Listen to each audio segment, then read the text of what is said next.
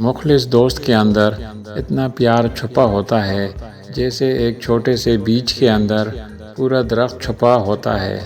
حضرت علی رضی اللہ تعالیٰ عنہ نے ارشاد فرمایا، جب میرا جی چاہتا ہے کہ میں اپنے رب سے بات کروں تو میں نماز پڑھتا ہوں، اور جب میرا جی کرتا ہے کہ میرا رب مجھ سے بات کرے تو میں قرآن پڑھتا ہوں۔ اگر کچھ کرنا چاہتے ہو تو بھیڑ سے ہٹ کے چلو، بھیڑ ہمت تو دیتی ہے پر شناخت چھین لیتی ہے۔ انسان کی تربیت کا فرق ہوتا ہے، ورنہ جو سن سکتا ہے وہ سنا بھی سکتا ہے۔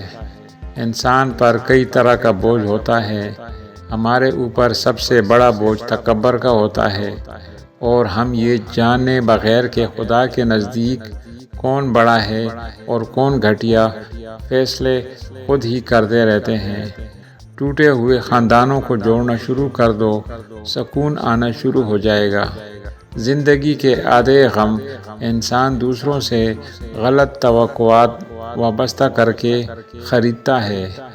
اپنے آپ کو ماضی کا قیدی نہ بناؤ، وہ زندگی کا سبق تھا، کوئی عمر بھر کی سزا نہیں۔ زندگی کے بہترین دور کے بارے میں لوگوں سے پوچھیں تو جواب ملے گا کہ اچھا زمانہ گزر چکا ہے یا ابھی آیا ہی نہیں، حالانکہ اچھا دور وہ ہے جو گزر رہا ہے۔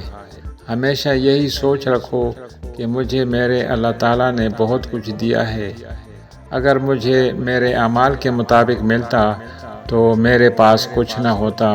تیری کریمی کے آسرے پر ہم فقیروں کی زندگی ہے، جسے تو بخشے اسے خیال زوال کیسا۔